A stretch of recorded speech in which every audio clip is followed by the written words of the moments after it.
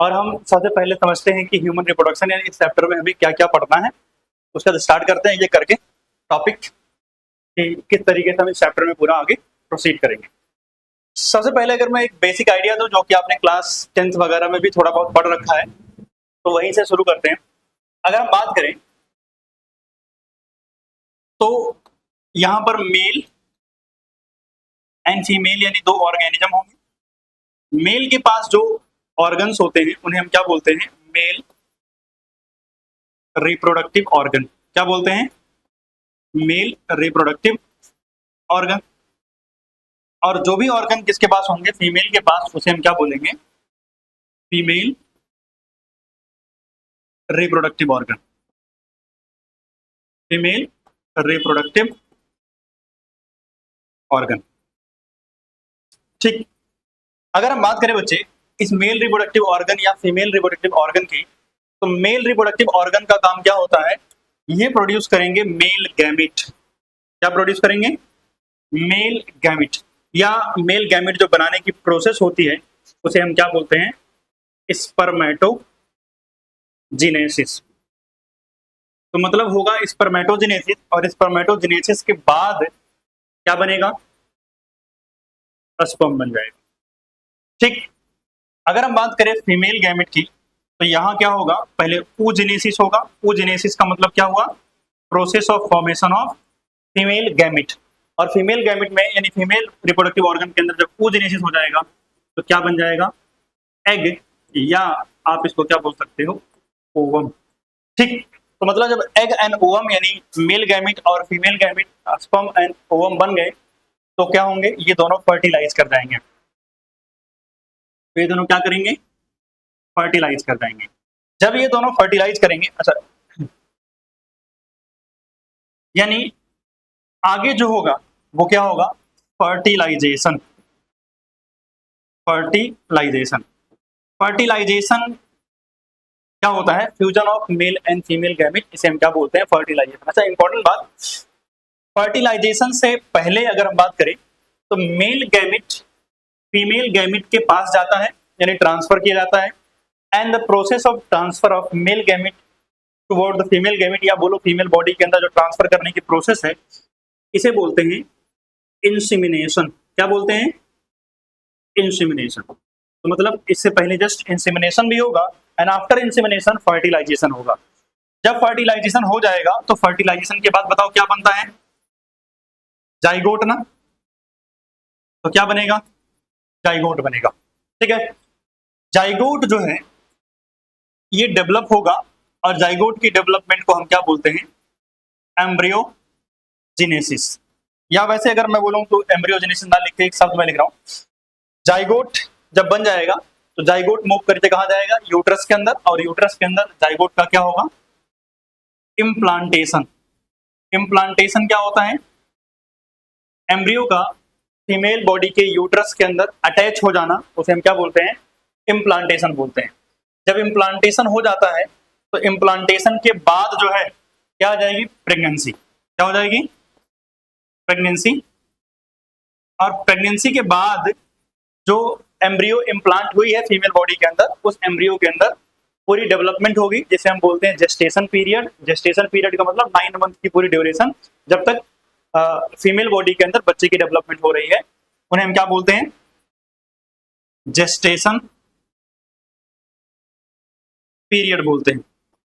और gestation period क्या है? 9 मंथ की प्रेगनेंसी। ठीक। आफ्टर जेस्टेशन पीरियड अगर हम बात करें तो क्या होता है? पार्चुरेशन। क्या होता है? पार्चुरेशन। पार्चुरेशन का मतलब होता है डिलीवरी। क्या होता है मतलब? डिलीवरी। यानी बच्चे की डिलीवरी को हम क्या बोलते हैं? पार्चुरेशन। जब डिलीवरी हो जाएगी तो डिलीवरी के बाद बच्चे को ब्रेस्ट फीडिंग, और ब्रेस्ट फीडिंग को हम क्या बोलते हैं? लैक्टेशन बोलते हैं।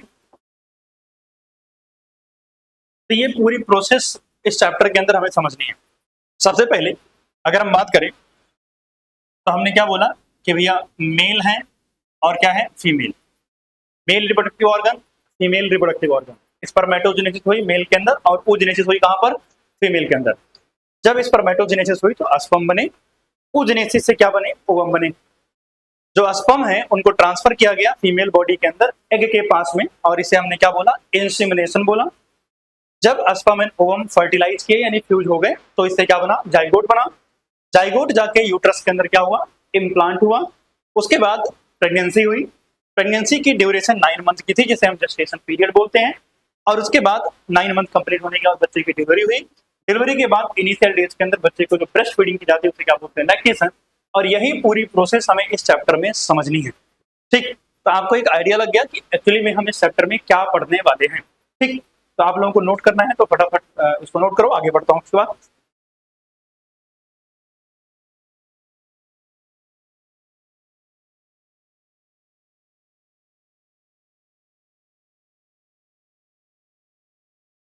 हो गया, ठीक। तो आगे चलते हैं। इसका मतलब अगर हम बात करें तो ये पूरी कहानी कहां से शुरू हुई है, मेल रिप्रोडक्टिव ऑर्गन या फीमेल रिप्रोडक्टिव ऑर्गन से। तो मतलब सबसे पहले हमारा काम क्या होगा, इन रिप्रोडक्टिव ऑर्गन को समझ लेते हैं। अगर मेल या फीमेल रिप्रोडक्टिव ऑर्गन समझ गए तो आगे की प्रोसेस धीरे धीरे समझते चलेंगे, मतलब इसी ऑर्डर में सब कुछ हमें पढ़ना है। तो सबसे पहले हम चलते हैं कहां पर, मेल रिप्रोडक्टिव ऑर्गन के अंदर, ठीक है ना। बट मेल रिप्रोडक्टिव ऑर्गन को पढ़ने से पहले हमें कुछ बातें और समझनी है, और वो क्या है, हमारे पास एक वर्ड है प्राइमरी ऑर्गन। क्या है, प्राइमरी सेक्स ऑर्गन। अगर ये शब्द आपको कहीं देखने को मिले, प्राइमरी सेक्स ऑर्गन, तो इसका क्या मतलब आप समझोगे। प्राइमरी सेक्स ऑर्गन किनको बोलते हैं, all those organs, all those organs which involves in gamete and hormone production। मतलब वो सारे ऑर्गन जो क्या कर रहे होते हैं, गैमीट प्रोडक्शन कर रहे होते हैं, और क्या करेंगे, हार्मोन प्रोडक्शन करेंगे। उन सभी ऑर्गन्स को हम क्या बोलते हैं, प्राइमरी सेक्स ऑर्गन बोलते हैं। क्या बोलते हैं उनको हम, प्राइमरी सेक्स ऑर्गन। अच्छा, इन प्राइमरी सेक्स ऑर्गन का एक और नाम है, इसको कई सारी जगहों पर AKA यानी ऑल्सो नोन एज गोनाड्स। क्या बोलते हैं इनको हम, गोनाड्स। तो अगर कहीं लिखा हो मेल गोनाड्स या फीमेल गोनाड्स, इसका मतलब क्या होगा, हम किसकी बात कर रहे हैं, प्राइमरी सेक्स ऑर्गन की ही बात कर रहे हैं। तो अगर मैं प्राइमरी सेक्स ऑर्गन के एग्जांपल की बात करूं तो हमारे पास दो एग्जांपल हैं। सबसे पहले है टेस्टिस, और दूसरा है हमारे पास ओवरी। अगर हम बात करें टेस्टिस की, तो testis is a male primary sex, या मेल गोनाड्स बोलते, थोड़ा प्राइमरी सेक्स ऑर्गन लंबा वर्ड हो जाएगा, तो हम बोल रहे हैं मेल गोनाड्स। ठीक, जबकि ओवरी क्या है, फीमेल गोनाड्स। तो आप ये बताओ कि अगर कहीं पर हम बोलें कि फंक्शन बता दो ओवरी का, तो आप क्या बताओगे, कि भैया फंक्शन ऑफ ओवरी क्या है, गैमेट प्रोड्यूस करना एंड हार्मोन प्रोड्यूस करना। क्योंकि हम समझ ही रहे हैं प्राइमरी सेक्स ऑर्गन उनको बोलते हैं जो क्या बनाते हैं, गैमेट और हार्मोन बनाते हैं। और ओवरी जब प्राइमरी सेक्स ऑर्गन, मतलब इसका काम क्या होगा, हार्मोन और गैमेट बनाना। टेस्टिस का काम क्या होगा, हार्मोन और गैमेट बनाना। ठीक, इसके बाद अगर हम बात करें तो हमारे पास आता है सेकेंडरी सेक्स ऑर्गन, दूसरा सेकेंडरी सेक्स ऑर्गन। अगर हम सेकेंडरी सेक्स ऑर्गन की बात करें बच्चे, तो ऐसे ऑर्गन्स जिनका सपोर्टिव रोल होता है, मतलब ये गैमेट नहीं बनाएंगे, हार्मोन नहीं बनाएंगे, इनके अलावा और कोई भी काम कर रहे हैं, जैसे ट्रांसपोर्ट में हेल्प कर सकते हैं, स्टोरेज में हेल्प कर सकते हैं, गैमेट को मैच्योर होने में हेल्प कर सकते हैं। तो ये सारा काम सपोर्टिव रोल है। गैमेट के ट्रांसफर में हेल्प कर सकते हैं, तो ये सब क्या है, सपोर्टिव रोल है। और ये काम करने वाले जो ऑर्गन्स होते हैं उन्हें क्या बोलते हैं, सेकेंडरी सेक्स ऑर्गन बोलते हैं। ठीक है ना, तो इनका क्या होगा, सपोर्टिव रोल होगा।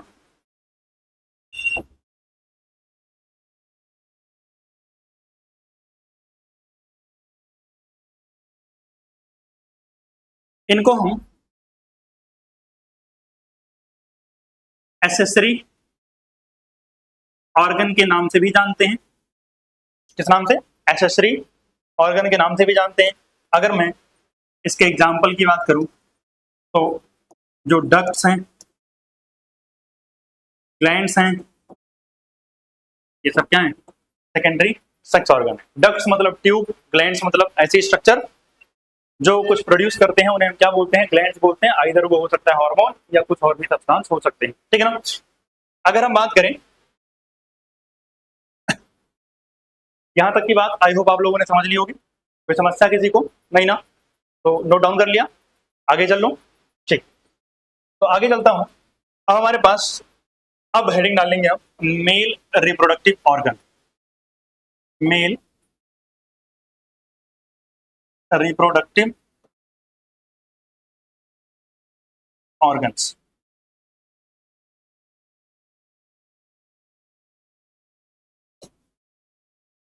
अगर हम बात करें मेल रिप्रोडक्टिव ऑर्गन की, तो इसके अंदर क्या क्या चीजें इंक्लूडेड है, पहले इसको समझते हैं।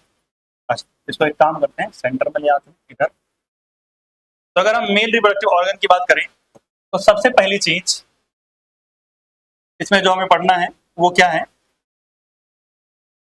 Primary organ. ठीक,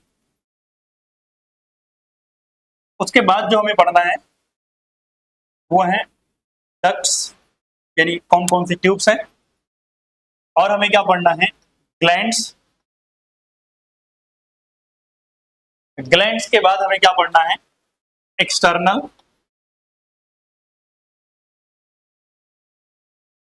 जेनाइटेलिया, एक्सटर्नल जेनाइटेलिया। तो सबसे पहले अगर हम बात करते हैं प्राइमरी ऑर्गन की, तो प्राइमरी ऑर्गन में जो हमें पढ़ना है मेल में, वो कौन है, testis. Testis is the primary sex organ of male.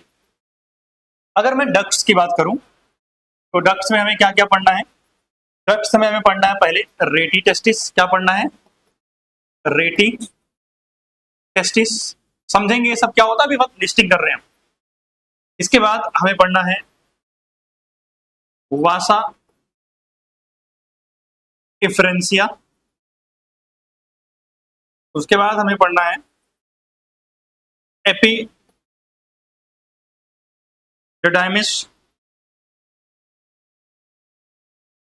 फिर हमें पढ़ना है वास डिफरेंस।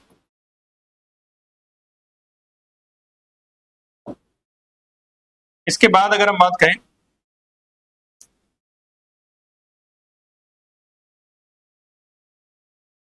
Ejaculatory duct.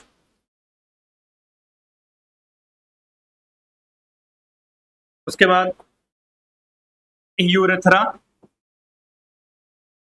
जिसको हम यूरिनोजेनाइटल डक्ट के नाम से भी जानते हैं, यूरिनोजेनाइटल डक्ट। ठीक, अगर हम बात करें तो रेटी टेस्टिस से लेकर के कहां तक, इजैकुलेटरी डक्ट तक। रेटी टेस्टिस से लेके इजैकुलेटरी डक्ट तक, सब में मैं कर रहा हूं इनटू टू, मतलब ये पेयर में होते हैं। अगर हम यूरेथ्रा या यूरिनोजेनाइटल डक्ट की बात करें, तो ये सिर्फ सिंगल होता है, मतलब अकेले एक। ठीक, इसके बाद जैसा कि हम बात करने वाले थे किसके बारे में, ग्लैंड्स के बारे में। तो अगर मैं ग्लैंड की बात करूं बच्चे, तो सबसे पहले हमारे पास आता है सिमाइनल वेसिकल।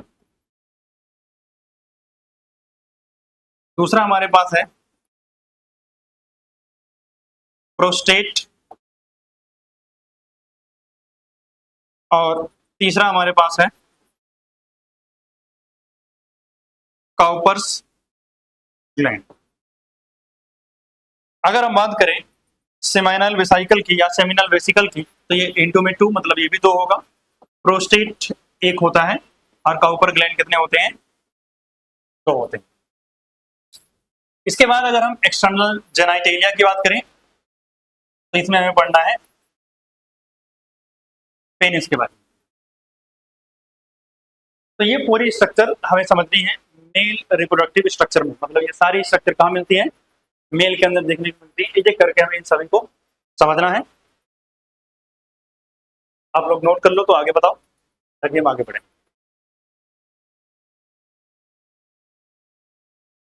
चलो, हाँ भाई, देख लिया सबने, ठीक, तो आगे बढ़ते हैं।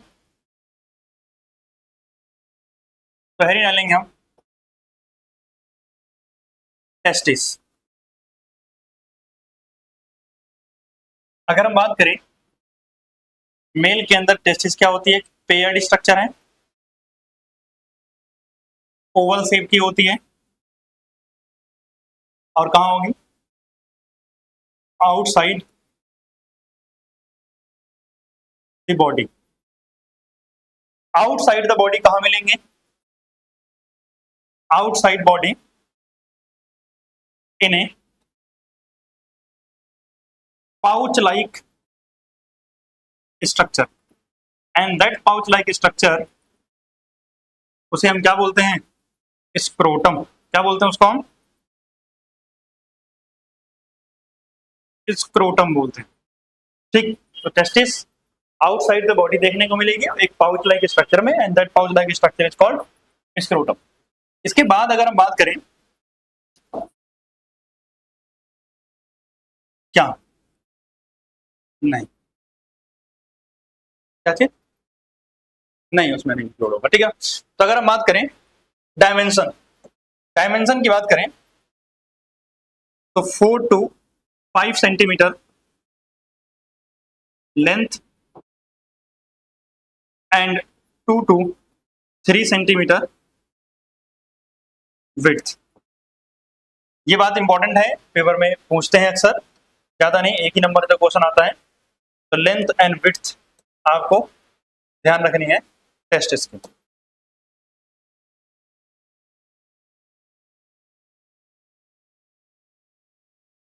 ठीक, इसके बाद जैसा कि मैं बता रहा था,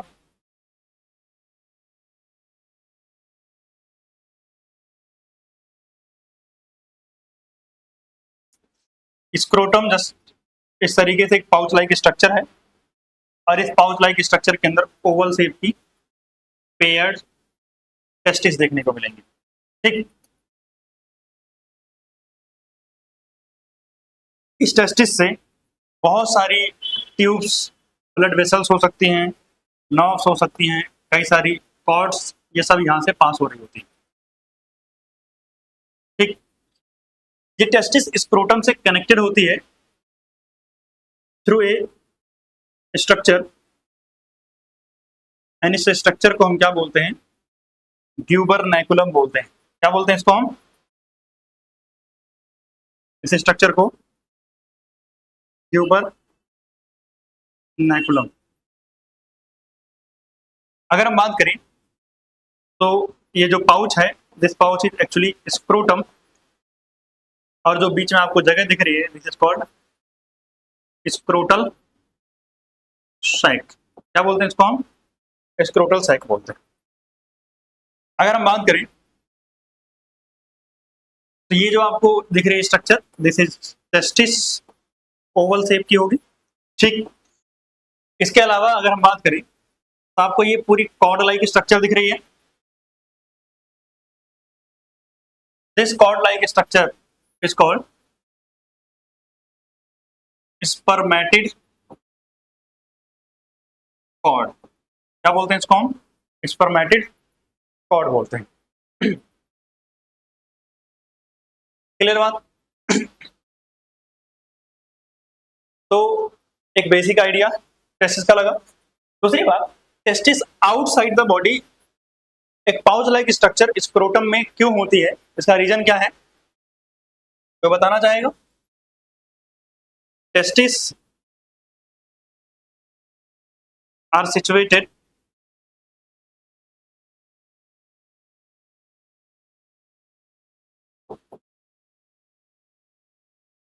इन स्क्रोटम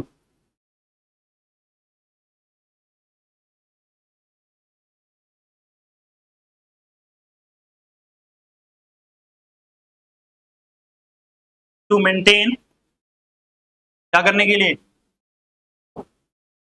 2 से 2.5 degree Celsius low temperature than body temperature. यानी जितना हमारी बॉडी का टेम्परेचर है उससे 2 से 2.5 degree Celsius low temperature maintain करना होता है टेस्टिस का। और इतना टेम्परेचर हमें जरूरी क्यों है, यानी 2 से 2.5 डिग्री सेल्सियस लो टेम्परेचर क्यों चाहिए, क्योंकि ये टेम्परेचर क्या है, इसेंशियल है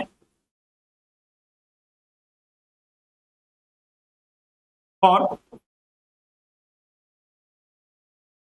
sperm production, maturation and storage.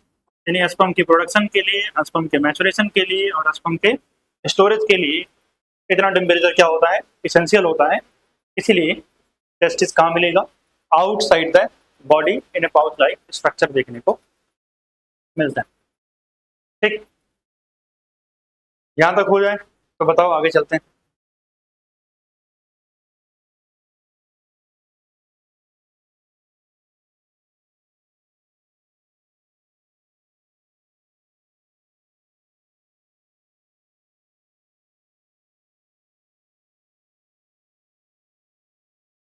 ठीक,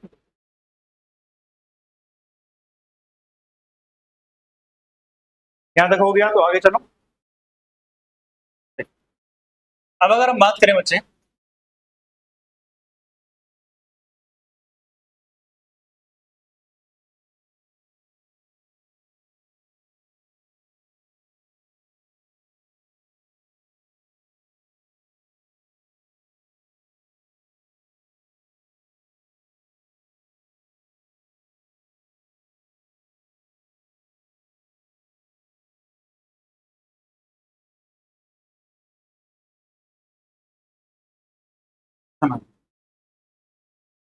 अगर हम बात करें तो टेस्टिस के अंदर इस तरीके से कई सारे क्या मिलेंगे, कंपार्टमेंट देखने को मिलेंगे।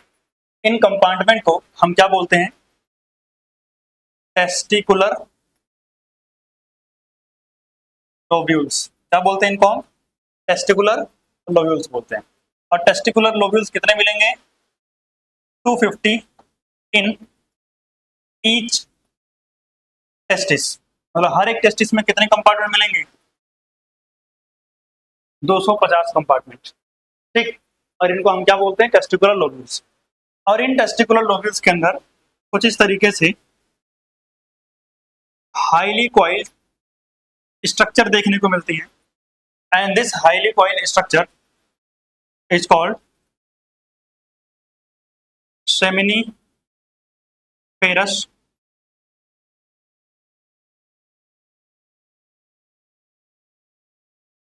टिब्यूल। और जो सेमिनिफेरस टिब्यूल है, याद रखना ये है structural and functional unit of testis. Functional unit of testis. अगर हम बात करें हर एक टेस्टिकुलर लोब्यूल के अंदर, each lobules contain 1 to 3 seminiferous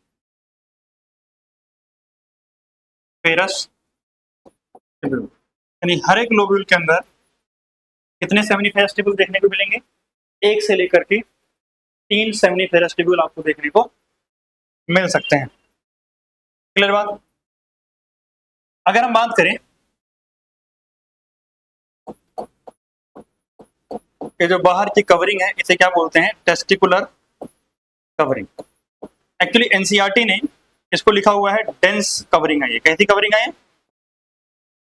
dense covering. आपका काम इससे भी चल जाएगा, लेकिन अगर हम बात करें इस डेंस कवरिंग के अंदर टोटल 3 लेयर होती हैं। कितनी लेयर होती हैं, 3 लेयर, यानी 3 लेयर्ड। सिंगल लेयर नहीं होगी, 3 लेयर की कवरिंग होगी, इसलिए एनसीईआरटी ने क्या लिखा हुआ है, डेंस कवरिंग। अब डेंस कवरिंग में 3 लेयर कौन कौन सी होती हैं, ट्यूनिका, एल्ब्यूजिनिया, ट्यूनिका वेजाइनलिस और ट्यूनिका वेस्कुलोसा। ये 3 कवरिंग देखने को मिलेंगी टेस्टिस के बाहर।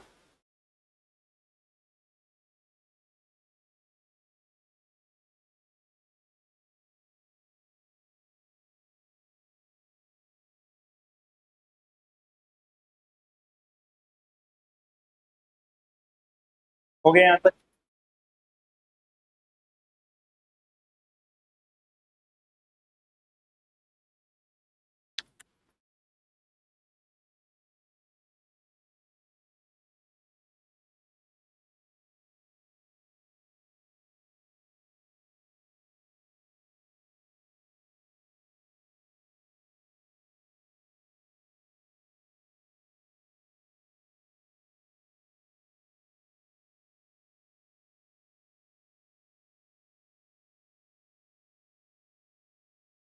हो गया, सबने नोट कर लिया?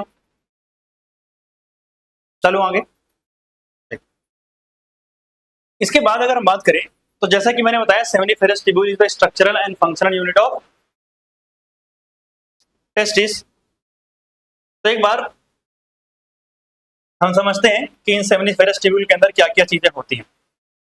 ठीक, वैसे तो इसको बनाने की जरूरत ऐसे ही होता है। ठीक,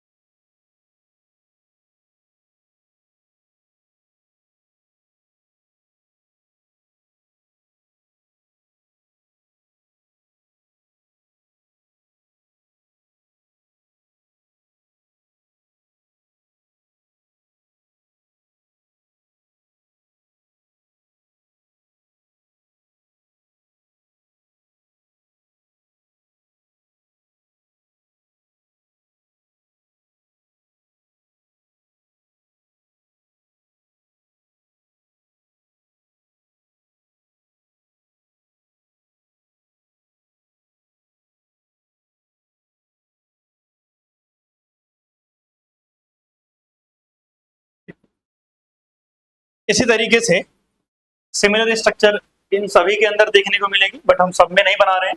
ठीक है, और इसके बाद ये बाहर का पूरा सराउंडिंग है,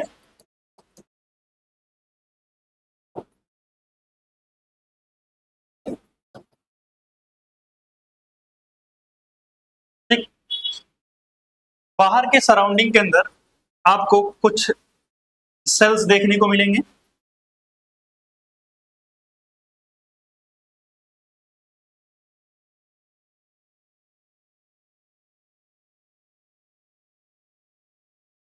ठीक, अब सुनना, लेवलिंग करते हैं एक बार। सबसे पहले मैंने ये जो टॉल पिलर लाइक सेल बोली बनाई है, इनको हम बोलते हैं सर्टोली सेल। क्या बोलते हैं? सर्टोली सेल, या फिर इनको हम बोलते हैं नर्स सेल, या फिर हम इसको बोलते हैं सस्टेंटिकुलर सेल।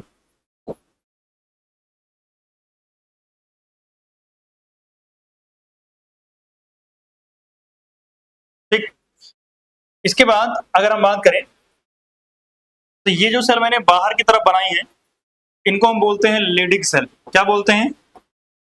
लिडिक सेल, या फिर इसका और नाम होता है इंटर एस्टिशियल सेल के नाम से भी जानते हैं। अगर हम और आगे बात करें तो ये दिख रहा है आपको, मैंने छोटी छोटी सेल बनाई है बीच में, इन्हें हम बोलते हैं स्पर्मेटोगोनिया। क्या बोलते हैं? स्पर्मेटोगोनिया, या फिर जर्म सेल। कौन सेल? Germ cell. जो बाहर आपको स्पेस दिख रही है, ये जो मैंने स्पेस बहुत सारी मार्क कर रखी है डॉट डॉट करके ग्रीन कलर से, इस स्पेस को बोलते हैं इंटर स्टीशियल स्पेस। क्या बोलते हैं इसको? हम इंटरस्टिशियल स्पेस बोलते हैं।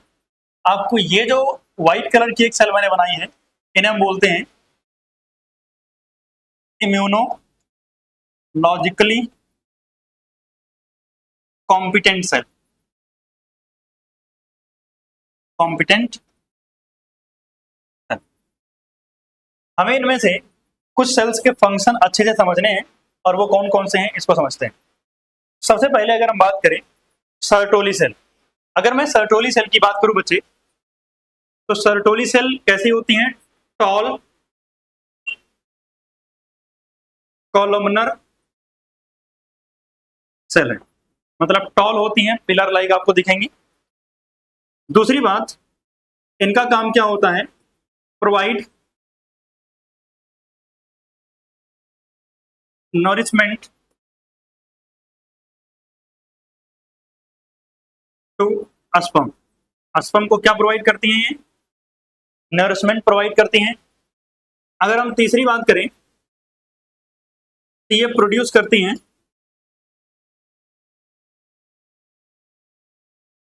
ABP and inhibin. अगर हम हार्मोनल कंट्रोल आगे जाके पढ़ेंगे, मेल का हार्मोनल कंट्रोल कैसे होता है, वहां आपको एबीपी यानी एंड्रोजन बाइंडिंग प्रोटीन और इनहिबिन के फंक्शंस आपको वहां मिलेंगे। बट अभी आपको ध्यान रखना है कि ये नरिशमेंट प्रोवाइड करते हैं स्पर्म को और एबीपी एंड इनहिबिन नाम के केमिकल्स को भी प्रोड्यूस करते हैं। और सर्टोली सेल मिलेंगी कहाँ? लोकेशन तो आपको दिख रहा है, सेमिनिफेरस ट्यूब्यूल के अंदर मिल रही है, ठीक है ना। इसके बाद अगर हम बात करें स्पर्मेटोगोनिया सेल की, तो स्पर्मेटोगोनिया सेल में क्या याद रखना है? ये कैसी होंगी? क्यूबॉइडल सेल होंगी। कैसी होंगी? क्यूबॉइडल सेल होंगी। दूसरी बात, ये क्या करती हैं? Produce sperm. इनका काम होता है स्पर्म बनाना, ठीक है ना। इसके बाद आपको इधर इंटरस्टिशियल सेल या लिडिक सेल दिख रही है। अगर हम बात करें लिडिक सेल, तो ये कहां मिलेंगे? Interstitial space of the seminiferous tubule. Location बहुत इंपॉर्टेंट है। लोकेशन क्या है इनकी? इंटरस्टिशियल स्पेस में देखने को मिलेंगे। दूसरी बात, ये क्या कराती हैं? प्रोड्यूस मेल एंड्रोजन, मतलब जो मेल सेक्स हार्मोन है टेस्टोस्टेरोन, उसकी प्रोडक्शन कौन करती हैं? लिडिक सेल करती हैं। कौन करती हैं? लिडिक सेल करती हैं। इंपॉर्टेंट बात और है एक कि Leydig cell under influence of ICSH। ICSH मतलब होता है इंटरस्टिशियल सेल स्टिमुलेटिंग हार्मोन। क्या होता है? Interstitial cell stimulating hormone. Clear बात? इसके बाद अगर हम बात करें, अच्छा एक और चीज छोटी सी, ये तो बीच में आपको गैप दिख रहा है ना, this gap is actually lumen. ये क्या है? ल्यूमेन है। यहां पर आपको स्पर्म भी देखने को मिल सकते हैं।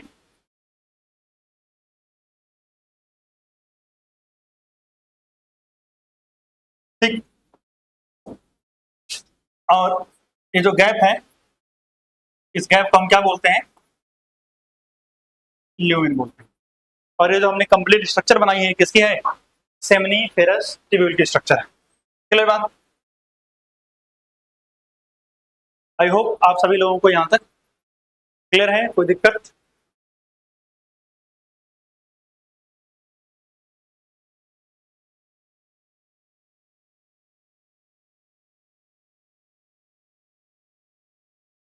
तो यहां तक हमने क्या क्या कवर कर लिया है? मेल रिप्रोडक्टिव ऑर्गन के अंदर टेस्टिस पढ़ लिया है। अब अगली क्लास में हम पढ़ेंगे कि एसेसरी डक्ट कौन कौन सी हैं, मतलब डक्ट्स और ग्लैंड्स और उसका एक्सटर्नल जेनिटेलिया। क्लियर होगी बात? तो यहाँ तक एक बार आप लोग रिवाइज कर लेना, बाकी मिलेंगे फिर से अगली क्लास में, ठीक है।